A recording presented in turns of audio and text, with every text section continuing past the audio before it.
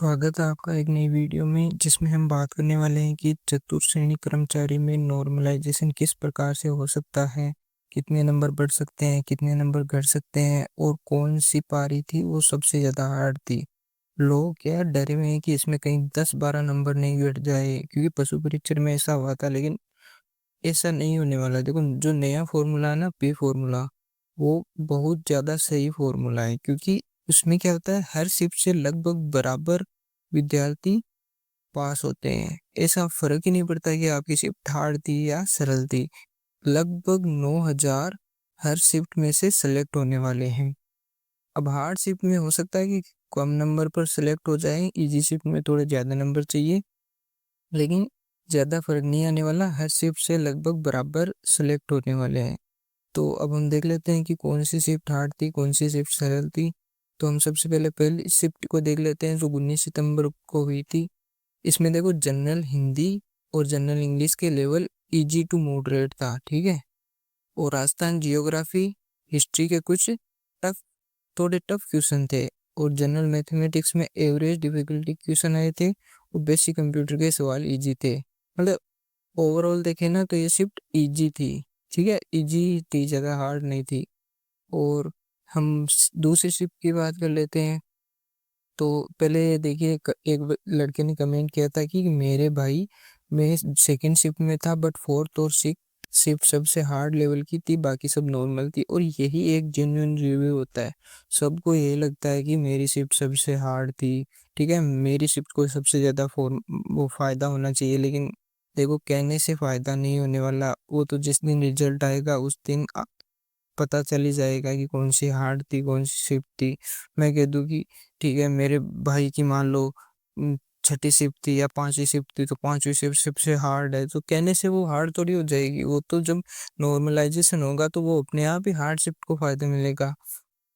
तो second shift में क्या था कि राजस्थान जीके के सेक्शन हार्ड था, स्पेशली पॉलिटिकल। और जो अपने पॉलिटिकल वाले क्वेश्चन थे ना, वो सेकंड शिफ्ट में थोड़े हार्ड थे। और हिस्ट्री, आर्ट, कल्चर से ट्रिकी क्वेश्चन आए थे सेकंड शिफ्ट में।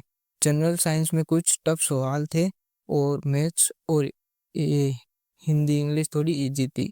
तो ये शिफ्ट भी ऐसे नॉर्मल मीडियम लेवल की थी, ठीक है, मीडियम लेवल की थी, ज़्यादा हार्ड नहीं थी। आप इसको भी इजी मान सकते हो। ज़्यादा मतलब हार्ड में हम वही शिफ्ट रखेंगे जो बहुत ज़्यादा हार्ड थी, बाकी सब बराबर लेवल की थी। एक आधा नंबर का फर्क आ सकता है। ऐसे ही तीसरी शिफ्ट की बात कर लेते हैं। तो तीसरी शिफ्ट लैंग्वेज जैसे हिंदी और इंग्लिश इजी टू मॉडरेट था, ठीक है। राजस्थान जियोग्राफी थोड़ी टफ थी, कुछ क्वेश्चन ट्रिकी थे इसमें। जनरल नॉलेज में कुछ करंट अफेयर्स के क्वेश्चन एवरेज लेवल पर आए थे। मतलब कुछ कुछ कुछ शिफ्ट में ऐसे थे कि पुराने 2024 के वो करंट अफेयर्स पूछ लिए थे। और मैथमेटिक्स मॉडरेट से टफ लेवल तक की थी। मतलब इजी टू मॉडरेट से टफ थी, मतलब इजी नहीं थे, थोड़े ट्रिकी क्वेश्चन थे, लेंथी क्वेश्चन थे। तो ये थर्ड शिफ्ट थी। और अब हम बात कर लेते हैं चौथी शिफ्ट की। तो चौथी शिफ्ट थी ना, वो राजस्थान हिस्ट्री, पॉलिटिकल साइंस से के टफ सवाल थे। इसमें देखो, ये चौथी शिफ्ट थी ना, ये सच में हार्ड शिफ्ट थी, क्योंकि इसमें सारे जो वो टॉपिक्स थे ना, वो हार्ड ही पूछे थे। जैसे साइंस और कंप्यूटर के लेवल के भी हार्ड सवाल थे। लैंग्वेज सेक्शन आसान थी, मतलब लैंग्वेज तो चलो हिंदी और इंग्लिश आसान ही आ रही थी, इंग्लिश थोड़ी टफ आ रही थी, ठीक है। जी, इंग्लिश थोड़ी हार्ड आ रही थी और हिंदी तो सब में इजी थी। मैथ्स के कुछ टफ क्वेश्चन थे। तो ये जो शिफ्ट है, ये हार्ड लेवल की शिफ्ट थी, ठीक है। और अब हम बात कर लेते हैं पांचवी शिफ्ट की। तो ये भी शिफ्ट इजी थी, हमने इसके पेपर भी देखे थे। क्वेश्चन मोस्टली इजी और मॉडरेट डिफिकल्टी के थे, मतलब इजी टू मॉडरेट ही थे। राजस्थान जियोग्राफी, हिस्ट्री में कुछ क्वेश्चन थोड़े टफ थे। देखो, कुछ कुछ क्वेश्चन तो सभी में टफ ही थे, ठीक है, सारे क्वेश्चन टफ नहीं थे, कुछ क्वेश्चन सभी में टफ थे।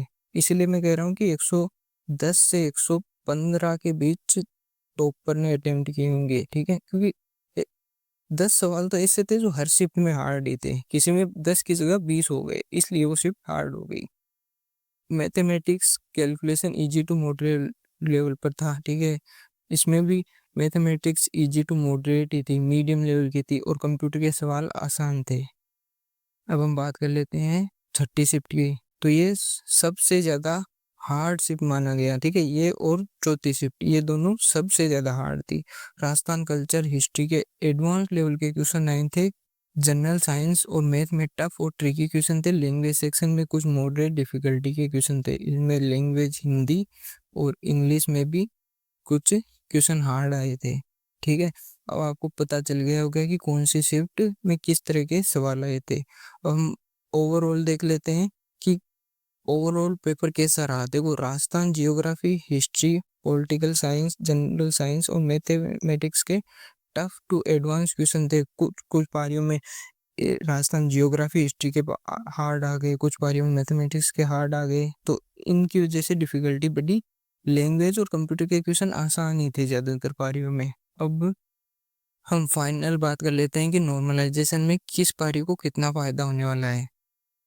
तो देखो, जो हार्ड शिफ्ट थी ना, वो एक तो चौथी शिफ्ट थी 20 सितंबर की सेकेंड शिफ्ट, ठीक है। और एक छठी जो लास्ट शिफ्ट थी ना, वो हार्ड थी।